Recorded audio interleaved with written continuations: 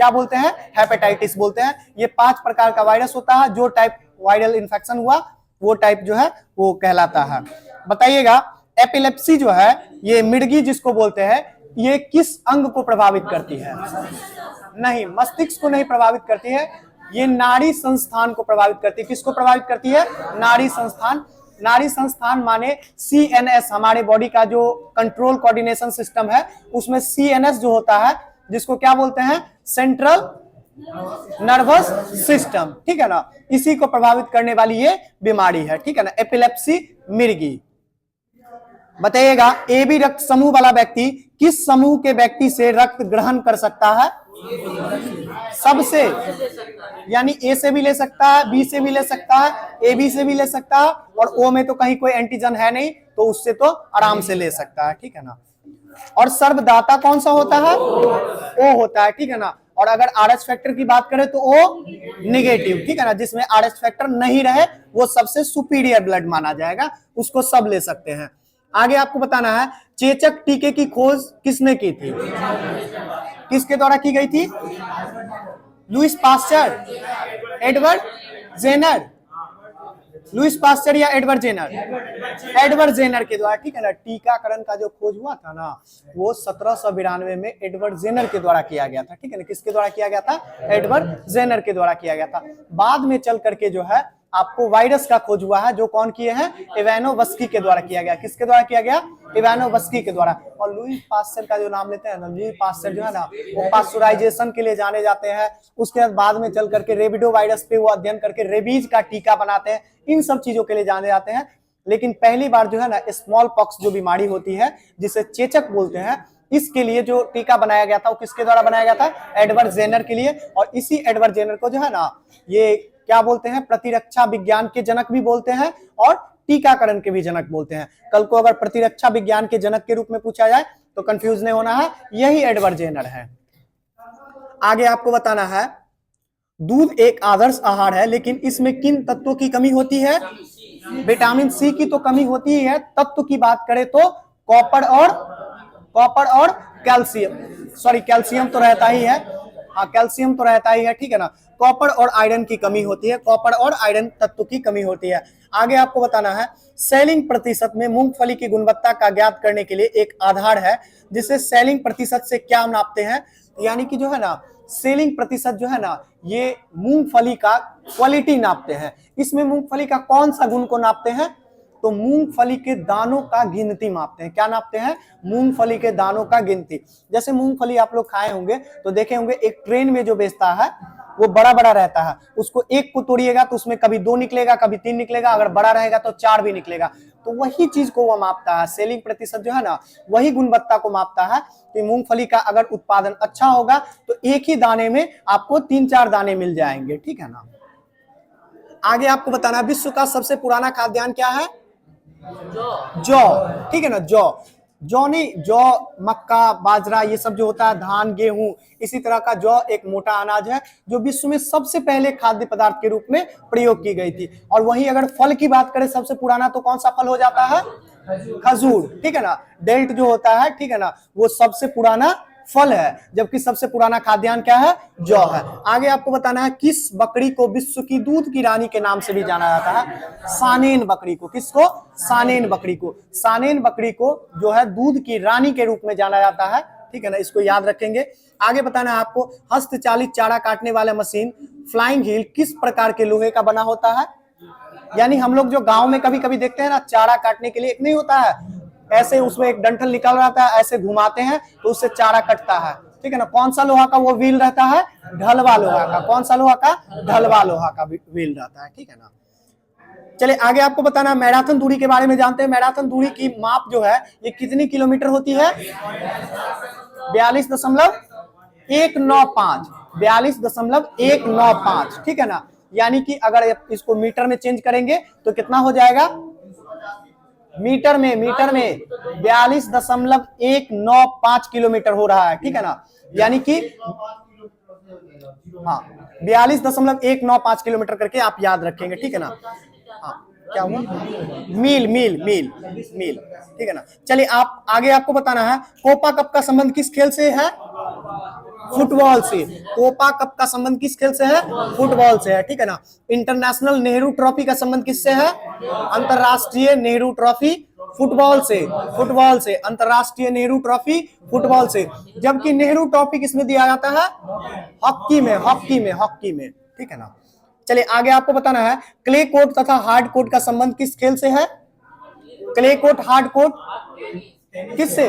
Tennis से। किससे? Tennis से, ठीक है ना, टेनिस से। और टेनिस में भी कौन सा प्रतियोगिता? लॉन टेनिस, ठीक है ना। देखिएगा बैडमिंटन आकार का एक खेला होता है जो हमारे भारत के एक खिलाड़ी है, कौन? सानिया मिर्जा। कौन है? सानिया मिर्जा। सानिया मिर्जा जो नहीं बैडमिंटन टाइप से बॉल को ऐसे करके मारते हैं उसको बोलते हैं लॉन टेनिस, ठीक है ना। एक देखिएगा मोनिका बत्रा जी को जानते होंगे, मोनिका बत्रा जी भी सेम उसी तरह का काम करते हैं। उनके साथ और छोटा सा बैडमिंटन रहता है लेकिन वो टेबल पे खेलते हैं, बॉल को टेबल पे मार करके खेलते हैं। तो वो कौन सा टेनिस है? टेबल टेनिस है, ठीक है ना।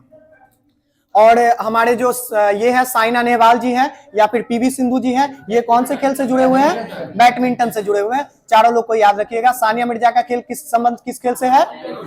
लॉन टेनिस से, लॉन टेनिस से। मोनिका बत्रा जी का टेबल टेनिस से। पीवी सिंधु या फिर साइना नेहवाल का संबंध बैडमिंटन से। चलिए आगे आपको बताना है क्रिकेट का टेंट ब्रिज स्टेडियम किस देश में है? ये लंदन इंग्लैंड में पड़ता है। कहां पे पड़ता है? इंग्लैंड में पड़ता है टेंट ब्रिज स्टेडियम। प्रश्न पूछा जाता है कि टेंट ब्रिज स्टेडियम किस देश में है अथवा किस खेल से संबंधित है, तो आप क्या बताइएगा? क्रिकेट से, इंग्लैंड में है। बताना आपको भारत की पहली महिला ग्रैंड मास्टर कौन बनी थी? हाँ, भारत की पहली महिला ग्रैंड मास्टर कौन बनी थी? सुब्बारमन विजयलक्ष्मी, सुब्बारमन विजयलक्ष्मी, ठीक है ना। ये अलग है, वो जो एस विजयलक्ष्मी जो है, ठीक है ना, एस विजयलक्ष्मी पंडित जो है उनसे ये अलग है, ठीक है ना। एस विजयलक्ष्मी पंडित जी जो है वो जवाहरलाल नेहरू की बहन थी, मोतीलाल नेहरू की बेटी थी, ठीक है ना। वो जो है ना वो इसको क्या बोलते हैं, यूनाइटेड नेशन को जो है रिप्रेजेंट करने वाली पहली भारतीय अध्यक्ष बनी थी, ठीक है ना। कौन? एस विजयलक्ष्मी पंडित। और ये सुब्बारमन विजयलक्ष्मी जो है ये भारत की पहली ग्रैंड मास्टर बनी थी, ठीक है ना। आगे आपको बताना है मोहम्मद अली किस खेल के प्रसिद्ध खिलाड़ी हैं? बॉक्सिंग के। मोहम्मद अली का तो नाम चलता है, मोहम्मद अली का जो नाम चलता है किस खेल के लिए? बॉक्सिंग के लिए, ठीक है ना, मुक्केबाजी के लिए, कुश्ती के लिए। आगे आपको बताना है 3 सेकंड नियम किस खेल से है? बास्केटबॉल से। 3 सेकंड बास्केटबॉल, 3 सेकंड बास्केटबॉल। आगे आपको बताना है द्वितीय विश्व युद्ध के कारण कौन से 2 ओलंपिक का आयोजन नहीं हुआ था? लगातार 2 ओलंपिक पोस्टपोन्ड किया गया था। वो कौन? 41 में कैसे ओलंपिक होगा? 40-44, 40-44, ठीक है ना। 40 में भी ओलंपिक नहीं हुआ, 44 में भी ओलंपिक नहीं हुआ। ये सेकेंड वर्ल्ड वॉर के कारण पोस्टपोन्ड किया गया था। आगे आपको बताना है इन ऑफ खेल शब्दावली किस खेल से जुड़ा हुआ है?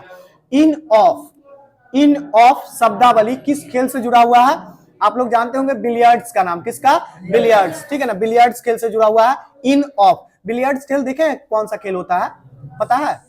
देखे होंगे, जैसे मूवी में या फिर वेब सीरीज वगैरह में देखे होंगे, जो बहुत रिच लोग होते हैं उनको दिखाया जाता है, वो एक खेल हमेशा खेलते रहते हैं। एक तो गोल्फ खेलते रहते हैं, जो देखते हैं कोर्स पे जो एक ऐसे बल्ला पकड़ के, बल्ला जैसा पकड़ के और बॉल को एक पिल में डालने का कोशिश करते हैं, वो कौन सा खेल है? गोल्फ है, ठीक है ना। और एक और खेल देखते होंगे जो बड़ा सा एक टेबल लगा हुआ रहता है और एक डंठल से उस बॉल को कहीं डालने का कोशिश करते रहते हैं, कौन सा खेल है? बिलियर्ड्स है। इन ऑफ शब्दावली का संबंध उसी खेल से है, बिलियर्ड्स से है। 3 सेकंड का किससे है? बास्केटबॉल से, ठीक है ना।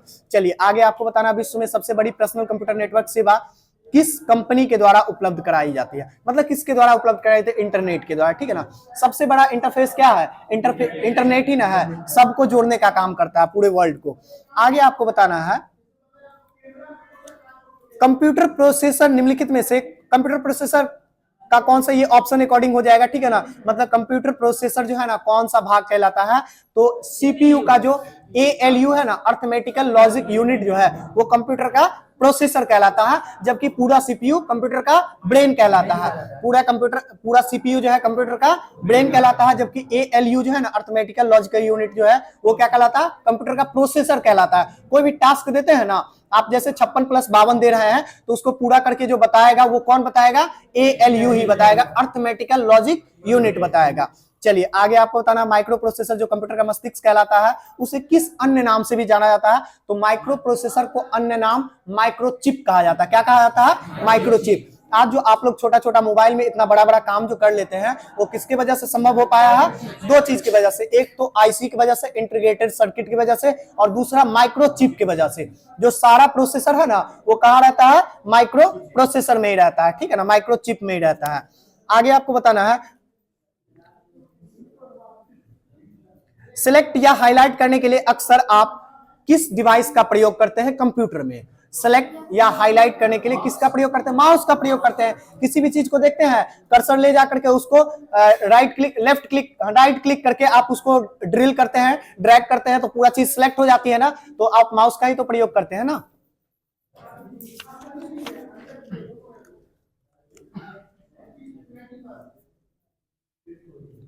बताइएगा तो मिड साइज का लग्जरी कार नेक्सिया किस कंपनी का उत्पाद है? नेक्सिया। आप लोग एक कंपनी जानते हैं जो आजकल इलेक्ट्रिक क्षेत्र में बहुत अच्छा काम कर रही है, जीवी मोटर्स, जानते हैं ना, जीवी मोटर्स। तो नेक्सिया जो है ना मिड साइज का एक लग्जरी कार बनाया गया है, जो किसके द्वारा बनाया गया है? जीवी मोटर्स के द्वारा बनाया गया है, ठीक है ना। नेक्सॉन किस कंपनी के द्वारा बनाया गया है? मिड साइज का वो भी लग्जरी कार ही बनाया गया है, नेक्सॉन टाटा मोटर्स के द्वारा। किसके द्वारा? टाटा मोटर्स के द्वारा बनाया गया। चलिए आगे आपको बताना, भारत में किस फिल्म की शूटिंग मात्र 24 घंटे में शूट हुई थी? ये तमिल का फिल्म है, ठीक है ना।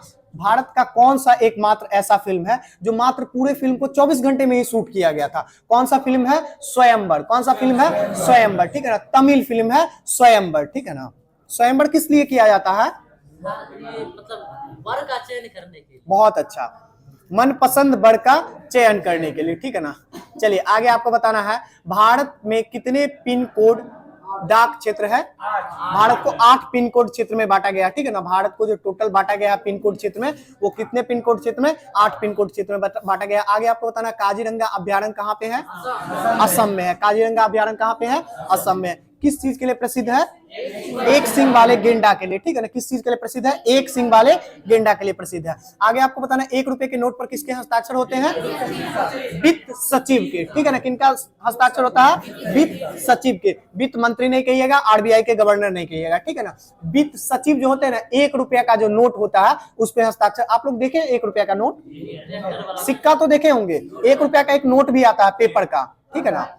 हाँ अभी भी आता है, अभी भी उसकी प्रिंटिंग होती है, अभी भी आती है, बहुत कम मार्जिन में आती है, बहुत कम ये अमाउंट में आती है, ठीक है ना।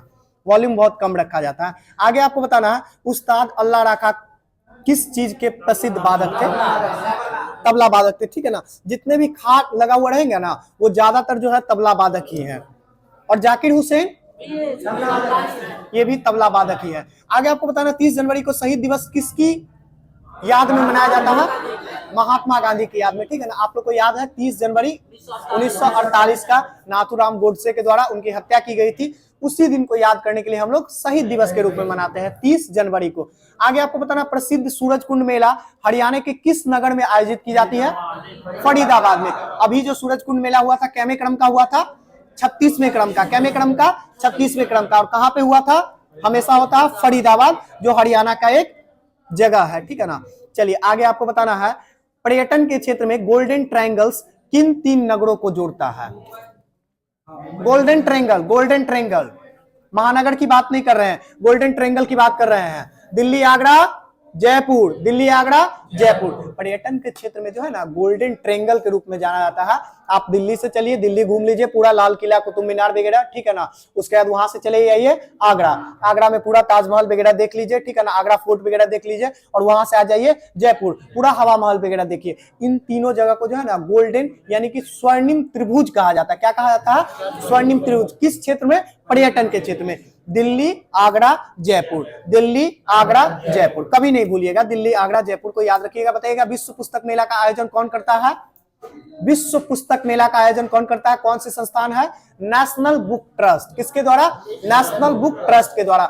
जो विश्व में जो है ना पुस्तक मेला का आयोजन किया जाता है, अलग अलग समय में अलग अलग देशों में इसका आयोजन होता है, नेशनल बुक ट्रस्ट के आयोजन के द्वारा। आगे आपको बताना, भारत पाकिस्तान के बीच चलने वाली ट्रेन का क्या नाम रखा गया है? समझौता एक्सप्रेस, ठीक है ना। मैत्री एक्सप्रेस किसके बीच चलती है? भारत और बांग्लादेश के बीच में, और समझौता एक्सप्रेस भारत पाकिस्तान के बीच चलती है, ठीक है ना। आगे आपको बताना है सेंटर रोड रिसर्च इंस्टीट्यूट कहां पे है? नई दिल्ली में। सेंटर रोड रिसर्च इंस्टीट्यूट कहां पे है? नई दिल्ली में है, ठीक है ना। चलिए आगे आपको बताना है फोटोग्राफी में प्रयुक्त होने वाला, ध्यान से सुनिए। देखिए दो चीज इसमें पूछा जाएगा आपको, एक बार जो है थायो पूछा जाएगा और एक बार जो है आपको प्रकाश संवेदी तंतु पूछा जाएगा, ठीक है ना। प्रकाश संवेदी तंतु पूछा जाएगा और एक बार आपको थायो पूछा जाएगा, ठीक है ना। तो फोटोग्राफी में जो प्रयुक्त होने वाला हाइपो रसायन है ना, वो क्या है? सोडियम थायोसल्फेट, सोडियम थायोसल्फेट है, ठीक है ना। चलिए आगे आपको बताना, भोपाल गैस दुर्घटना में MIC का रिसाव हुआ था, गैस का पूरा नाम क्या है?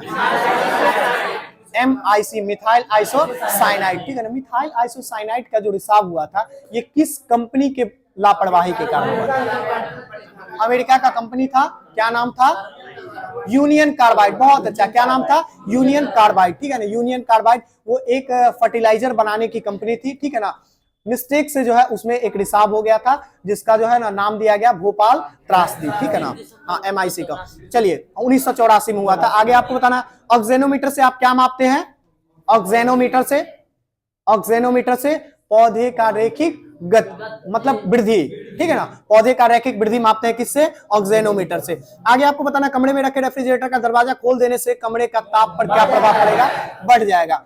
कमरे में रखे अगर रेफ्रिजरेटर है यानी फ्रिज जिसको बोलते हैं, उसका अगर आप दरवाजा खोल करके छोड़ दीजिएगा तो आपको लगेगा कि इससे, फ्रिज से तो ठंडी हवाएं आ रही है तो हमारा कमरा ठंडा हो जाएगा, लेकिन इसके उल्टा हो जाएगा, ठीक है ना।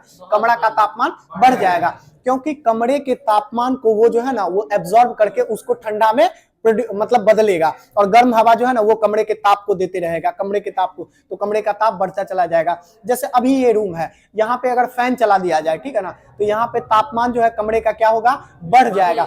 हालांकि आपको अच्छा महसूस होगा, लेकिन तापमान जो है यहाँ का बढ़ जाएगा, ठीक है ना, क्योंकि यहाँ के अणुओं की गति, अणु का जो है ना गति बढ़ जाएगा, और अणु की गति बढ़ने से टकरावट होगा और टेम्परेचर में वृद्धि होती है। चलिए आगे आपको बताना है, ताप बढ़ाने पर अर्धचालक की चालकता पर क्या प्रभाव पड़ता है? बढ़ेगा या घटेगा? हाँ, ताप बढ़ाने पर अर्धचालक की चालकता बढ़ती है।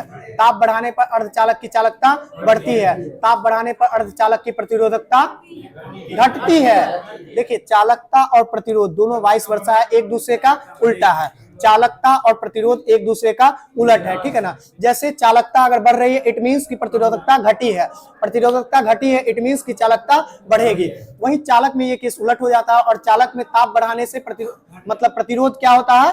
बढ़ जाता है। ताप बढ़ाने से प्रतिरोध क्या होता है? बढ़ जाता है, और चालकता घट जाती है। ताप बढ़ाने से प्रतिरोध बढ़ जाता है चालक में, और चालकता घट जाएगी। जब भी चालकता बढ़ेगी ताप, इसका मतलब है कि आपका प्रतिरोधकता घटा है, ठीक है ना, क्योंकि एक दूसरे का उल्टा है। रेसिस्टेंस मतलब रेसिस्ट कर रहा है।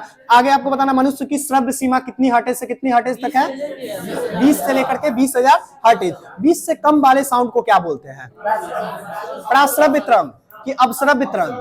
अपश्रव्य तरंग बोलते हैं। 20 हर्ट्ज से कम की अगर साउंड है तो उसको क्या बोलेंगे? अपश्रव्य तरंग बोलेंगे। इट मींस कि इंफ्रासोनिक साउंड बोलेंगे। क्या बोलेंगे? इंफ्रासोनिक साउंड बोलेंगे। और वही अगर 20,000 हर्ट्ज से ऊपर है तो उसको क्या बोलेंगे? अपश्रव्य तरंग बोलेंगे, ठीक है ना। और उसको क्या बोलते हैं? अल्ट्रासोनिक मतलब साउंड बोलते हैं, ठीक है ना।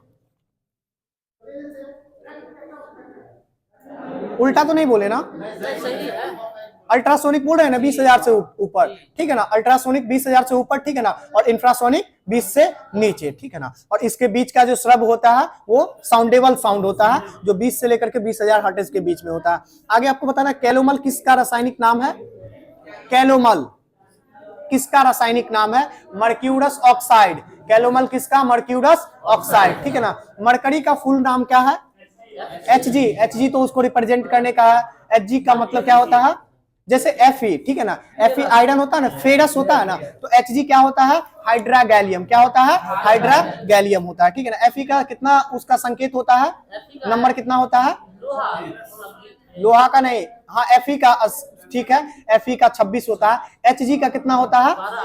80 होता है। कितना होता है? 80 होता है, ठीक है ना। ये जो दो नाम लिखने वाली जो पद्धति है किसके द्वारा दिया गया? दो नाम या तीन नाम से, जैसे तीन अल्फाबेट से या दो अल्फाबेट से जो डिनोट करते हैं, ये कौन दिए थे? बर्जीलियस के द्वारा दिया गया था। किसके द्वारा? बर्जीलियस के द्वारा। चलिए आगे आपको बताना है विद्युत तीव्रता का मात्रक क्या होता है? विद्युत तीव्रता का ज्योति तीव्रता का होता है कैंडेला। विद्युत तीव्रता का कह रहे हैं न्यूटन पर कूलम। विद्युत तीव्रता का क्या होता है? न्यूटन पर कूलम होता है। आगे आपको बताना विटामिन ई का रासायनिक नाम क्या होता है? टेकोफिरॉल, ठीक है ना। विटामिन ई का रासायनिक नाम क्या होता है? टेकोफिरॉल। विटामिन ई के बारे में आप याद रखिएगा, इससे जो है ना तो मतलब निशांतता जो होता है, मतलब कि हाँ मतलब आप रिप्रोडक्शन जो है ना वो रुक जाता है अगर विटामिन ई की कमी है तो, ठीक है ना। आगे आपको बताना है भारी जल क्या है? D2O है, ड्यूटेरियम ऑक्साइड बोलते हैं, ठीक है ना। विटामिन के बारे में एक बार बताइएगा, विटामिन का खोज किसके द्वारा किया गया था? मैकुलन फंक के द्वारा किया गया था। कब किया गया था? 1911 में ना, 1911 में, ठीक है ना। आगे आपको बताना है विटामिन ए का रासायनिक नाम क्या होता है? रेटिनॉल होता है। विटामिन ए का रासायनिक नाम क्या है? रेटिनॉल है, ठीक है ना। विटामिन बी का क्या नाम है? थायमीन। विटामिन बी का क्या नाम है? थायमीन। अभी कुछ भी नहीं याद है लेकिन इतना कम से कम याद करके जाइए। विटामिन ए का क्या नाम है? रेटिनॉल। रेटिना को प्रभावित करने वाला जो रसायन है क्या है? रेटिनॉल। विटामिन ए, ठीक है ना। रेटिना को प्रभावित करने वाला जो रसायन है उसका क्या नाम है? रेटिनॉल। विटामिन ए, ठीक है ना। विटामिन बी का क्या नाम है? थायमीन। विटामिन सी का क्या नाम है? Ascorbic acid. एस्कॉर्बिक एसिड की कमी से जो बीमारी होती है उसको बोलते हैं स्कर्वी, ठीक है ना। Ascorbic acid. विटामिन सी का क्या नाम है? Ascorbic acid. विटामिन डी का क्या नाम है? कैल्सीफिरॉल, ठीक है ना। विटामिन डी का क्या नाम है? कैल्सीफिरॉल। और विटामिन डी के बाद अभी आया विटामिन ई। विटामिन ई का क्या नाम है? टेकोफिरॉल। विटामिन ई के बाद आया विटामिन एच। विटामिन एच का क्या नाम है? बायोटीन। विटामिन एच का क्या नाम है? बायोटीन। विटामिन एच के बाद लास्ट का विटामिन आता है जिसको बोलते हैं विटामिन के। विटामिन के का क्या नाम है? फ्लेक्किनॉन। क्या नाम है? फ्लेक्किनॉन। फ्लेक्किक्यूनिन बोलते हैं, कोई फ्लेक्किनॉन बोलते हैं। जैसे आपको याद रहेगा, याद रखिएगा फ्लेक्किनॉन, ठीक है ना, याद रखिएगा विटामिन के का। अब इसमें दो कॉम्प्लेक्स बच जाता है। दो कॉम्प्लेक्स कौन कौन सा है? एक बी कॉम्प्लेक्स है और एक डी कॉम्प्लेक्स है। एक बी कॉम्प्लेक्स है और एक डी कॉम्प्लेक्स है। जैसे अभी आप लोग को याद हो गया ना, विटामिन ए का नाम क्या है? रेटिनॉल। विटामिन बी का क्या नाम है? थायमीन। विटामिन सी का क्या नाम है? Ascorbic acid. विटामिन डी का क्या नाम है? कैल्सीफिरॉल। सब लोग बोलिएगा तभी याद होगा। विटामिन डी का क्या नाम है? कैल्सीफिरॉल। विटामिन ई का क्या नाम है? टेकोफिरॉल। विटामिन एच का क्या नाम है? बायोटीन। विटामिन एच का क्या नाम है? बायोटीन। विटामिन के का क्या नाम है? फ्लेक्किनॉन। बोलिए तो फ्लेक्किनॉन, फ्लेक्किनॉन, फ्लेक्कोक्यूनॉन, फ्लेक्किनॉन, ठीक है ना। विटामिन के का क्या नाम है? फ्लेक्किनॉन। अब देखिए बी कॉम्प्लेक्स जो है ना, बी आप लोग को सभी को याद है, ठीक है ना। एक बार रिकॉल करते हैं। विटामिन B1 को क्या नाम दिया जाता है? वही जो विटामिन बी है, थायमीन। विटामिन B1 क्या है? थायमीन। B2 क्या है? राइबोफ्लेविन। क्या नाम है? राइबोफ्लेविन। विटामिन B2 क्या है? राइबोफ्लेविन। विटामिन B3 क्या है? नियासिन। विटामिन B3 क्या है? नियासिन। विटामिन B3 क्या है? नियासिन। विटामिन B4 नहीं होता है, विटामिन B5 होता है। विटामिन B5 को क्या बोलते हैं? Pantothenic acid. Pantothenic acid. B5 को क्या बोलते हैं? Pantothenic acid. विटामिन B6 को क्या बोलते हैं? पायरिडॉक्सिन। विटामिन B6 को क्या बोलते हैं? पायरिडॉक्सिन। विटामिन B6 को क्या बोलते हैं? पायरिडॉक्सिन। विटामिन B7 को क्या बोलते हैं? बायोटीन। विटामिन B7 को क्या बोलते हैं? बायोटीन। वही जो विटामिन एच आया था बायोटीन, वही B7 है, ठीक है ना। विटामिन B7 को क्या बोलते हैं? बायोटीन। विटामिन B8 नहीं होता है, विटामिन B9 होता है। विटामिन B9 को क्या बोलते हैं? Folic acid. विटामिन B9 को क्या बोलते हैं? Folic acid. विटामिन B10 नहीं होता है, विटामिन B11 होता है। विटामिन B11 को क्या बोलते हैं? Folic acid. विटामिन B11 को क्या बोलते हैं? Folic acid. और विटामिन B12 होता है जिसको याद है साइनोकोवैलामीन, ठीक है ना। साइनोकोवैलामीन, ठीक है ना, इतना याद रखना है। साइनोकोवैलामीन B12 जो है ना फॉलिक एसिड, 11 भी फॉलिक एसिड, ठीक है ना। हाँ, विटामिन B9 और B11 जो है ना फॉलिक एसिड है। आप लोगों के अंदर जो एनीमिया नामक एक बीमारी होती है उसमें किस विटामिन की कमी होती है? यही विटामिन B12 नहीं, विटामिन B11 या B9 का, ठीक है ना, फॉलिक एसिड का। यही फॉलिक एसिड जो है ना वो मतलब एनीमिया को क्या बोलते हैं हिंदी में? औरक्तता, हाँ औरक्तता जो है ना वो जो होता है बीमारी वो किसकी कमी से होता है? विटामिन B9 फॉलिक एसिड की कमी से होता है। एक बार फिर से रिपीट करते हैं, आप लोग बोलिएगा, हम नहीं बोलेंगे। विटामिन B1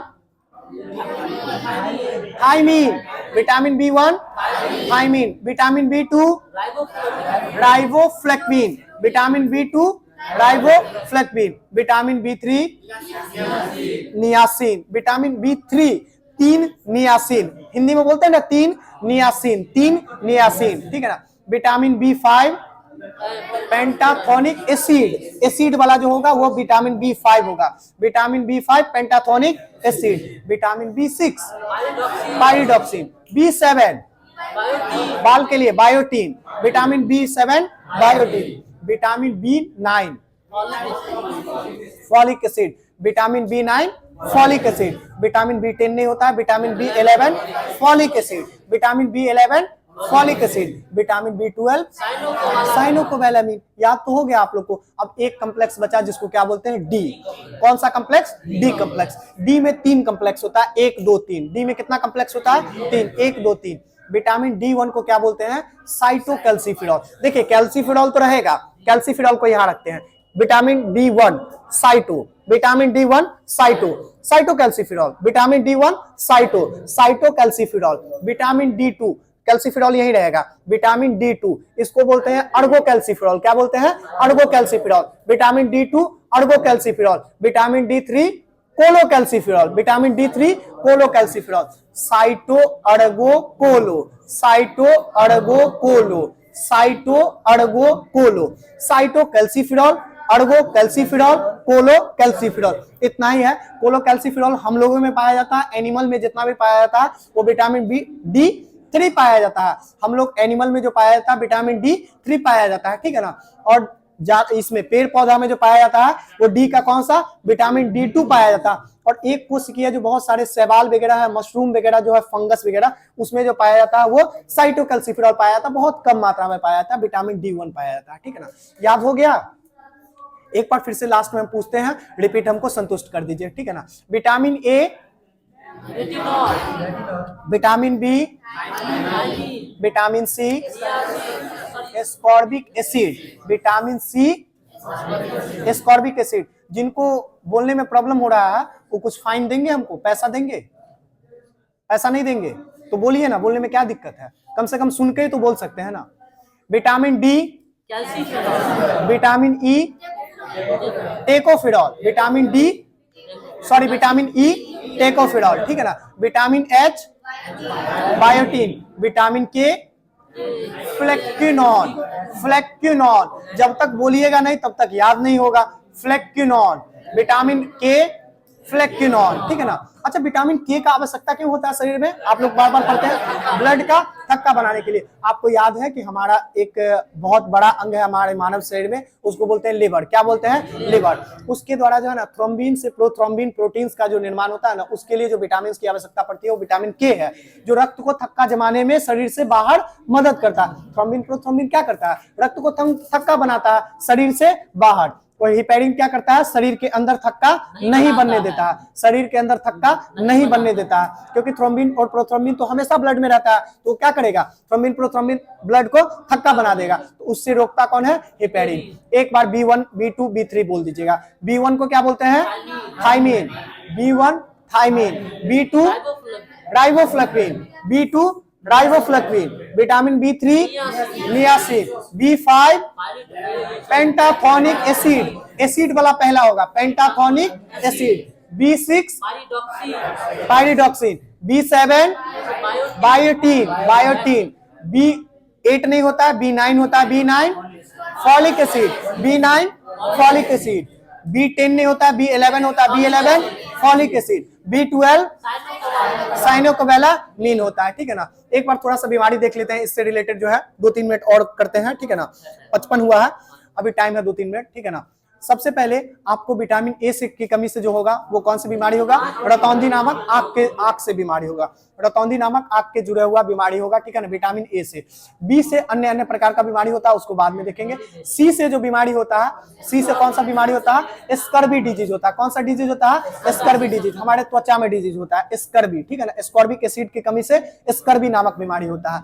उसके बाद डी से जो कमी होता है, सी के बाद डी से जो कमी होता है वो हड्डियों की कमजोरी, हड्डियों की कमजोरी, ठीक है ना, यानी कि हड्डियों की कमजोरी, कैल्शियम को जो है ना एब्जॉर्ब करने का जो विटामिन जरूरत होता है वो विटामिन डी होता है। तो विटामिन डी नहीं रहेगा तो हड्डियों की कमजोरी, ठीक है ना। विटामिन ई से क्या होता है, तो जनन क्षमता में आपको गिरावट आएगा, जनन क्षमता में गिरावट आएगा विटामिन ई से। विटामिन डी को याद रखिएगा, विटामिन डी को जो है ना वो क्या बोलते हैं, तो विटामिन डी को जो है ना हार्मोन्स का भी संज्ञा दिया जाता है, विटामिन डी को हार्मोन्स का भी संज्ञा दिया जाता है, विटामिन डी को हार्मोन्स का भी संज्ञा दिया जाता है। एकमात्र विटामिन है जो हार्मोन का भी काम करता है, विटामिन डी, हार्मोन्स का भी काम करता है विटामिन डी। विटामिन डी के बाद जब चलेंगे आगे तो विटामिन ई आएगा जिससे जनन क्षमता में कमी आती है। एच चलेंगे, विटामिन एच, एच क्या है, बायोटीन। बायोटीन किसके लिए जुड़ा हुआ है, बाल के लिए, ठीक है ना। बालों में जो चमक होती है वो किसके कारण होती है, बायोटीन के कारण होती है। बालों का जो झड़ना होता है वो किसकी कमी के कारण होता है, बायोटीन के कारण, बायोटीन के कारण, ठीक है ना। इसके बाद एच चलेंगे, एच के बाद क्या चलेंगे, के। तो के की कमी से क्या होगा, रक्त थक्का जमने में आपको प्रॉब्लम होगा, रक्त को थक्का जमाने में प्रॉब्लम होगा। इसके बाद चलिए बी सीरीज में चलते हैं। तो विटामिन बी की कमी से जो डायरेक्ट बीमारी होती है, कौन सी बीमारी होती है, बेड़ी बेड़ी। विटामिन बी की कमी से जो बीमारी होती है कौन सी होती है, बेड़ी बेड़ी। उसके बाद B5 से जो कमी होती है ना वो बालों का पकना, ठीक है ना। आपका जो बाल सफेद हो रहा है वो किस विटामिन की कमी के कारण, विटामिन B5 के कारण। और B7 के कारण बालों का झड़ना, विटामिन B7 के कारण बालों का झड़ना। बालों का जो चमक में जो कमी आती है वो किसके कारण, B7 के कारण होती है। इतना ही विटामिन से जुड़ा हुआ है, इससे ज्यादा प्रश्न आपको कभी नहीं पूछा जाएगा, ठीक है ना। और कुछ बोल रहे थे, बोलिए बोलिए। B5 से क्या होता है, प्लेगरा रोग होता है। प्लेगरा रोग किस कमी, किससे होता है, B3 से होता है, ठीक है ना। प्लेगरा B5 नहीं, B3 से, ठीक है ना। हाँ, विटामिन B3 बीच में छूट गया था, उससे जो बीमारी होती है वो प्लेगरा बीमारी होती है। इतना ही याद रखिएगा, ठीक है ना। एक बार जाकर के आप घर जाकर के लुसेंट वगैरह में या फिर किसी भी बुक में आप एक बार विटामिन को अच्छे से पढ़ लीजिएगा, आज के बाद फिर कभी नहीं पढ़ना पड़ेगा, ठीक है। ठीक है, छोड़ देते हैं आज के लिए इतना ही।